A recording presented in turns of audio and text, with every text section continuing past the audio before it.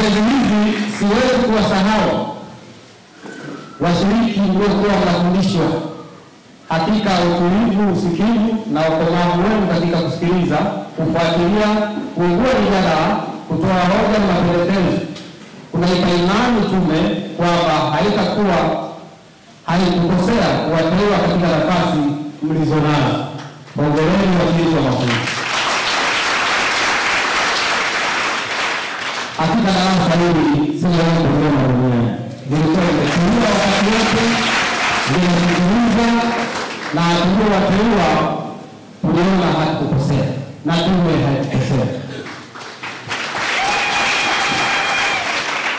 Ndugu washiriki wa mafunzo, kama ilivyoelekezwa wakati wa ufunguzi wa mafunzo, lengo la kuwepo hapa kwa siku mbili ilikuwa ni kukumbushana majukumu yenu ya usimamizi na uendeshaji wa uchaguzi ngazi ya kituo, majukumu ambayo baada ya ufunguzi wenu sasa mnawajibika kutekeleza kwa niaba ya tume.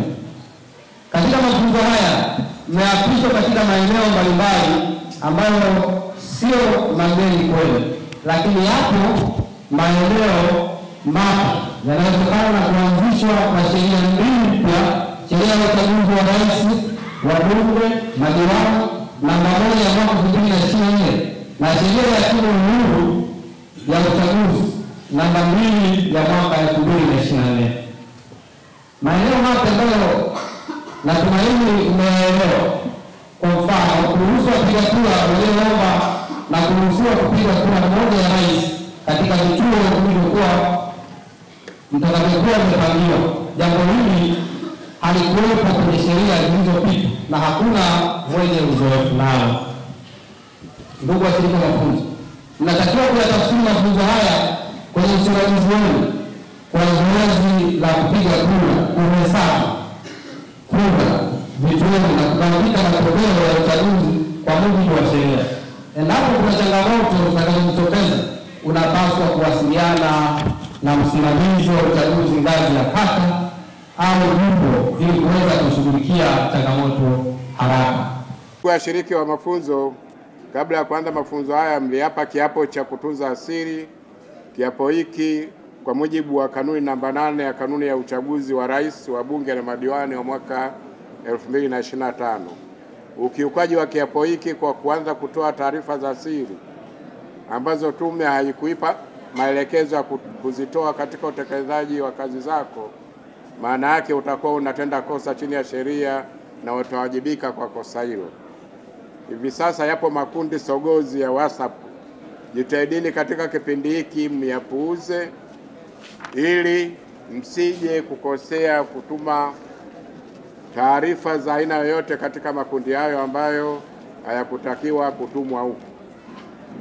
Hitimisho, ndugu washiriki wa mafunzo, na hitimisha hotuba yangu kwa kufunga mafunzo haya kwa kuwaasa mambo yafuatayo: 1, kuzingatia muda wa kufunga na kufungua vituo vya kupigia kura. 2, kufanya kazi kwa uzalendo na weledi. 3, kufanya kazi kwa kushirikiana bila kusahau kuwa msimamizi wa kituo ndio msemaji wa mwisho katika kituo cha kupigia kura. 4, kuwa na lugha nzuri na kutoa kipaumbele kwa wapiga kura wenye mahitaji maalum watakapofika kituoni. Na 5, kuhakiki vifaa vya uchaguzi mara tu mtakapokabidhiwa na kutoa taarifa haraka kwa msimamizi wa uchaguzi ngazi ya kata au jimbo iwapo kuna upungufu. Baada ya kusema haya, natamka kuwa mafunzo haya ya siku 2 ya wasimamizi na wasimamizi wasaidizi wa kituo na yamefungwa rasmi. Kura yako.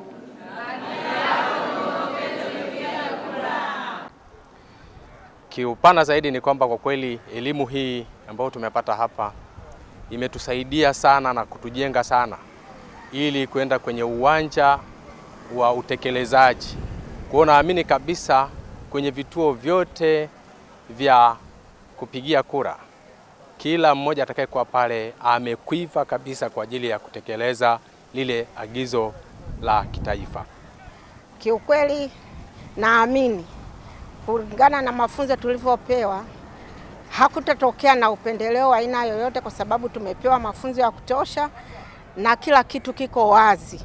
Naamini kama kutakuwa na mawakala ambao tutakuwa nao, tutafanya nao kazi kwa kushirikiana, na pale ambapo patakuwa na itilafu tutaamini tutatatua kwa lolote ambalo linatokea pale kwenye kituo. Naamini hakutakuwa na mgogoro wa aina yoyote.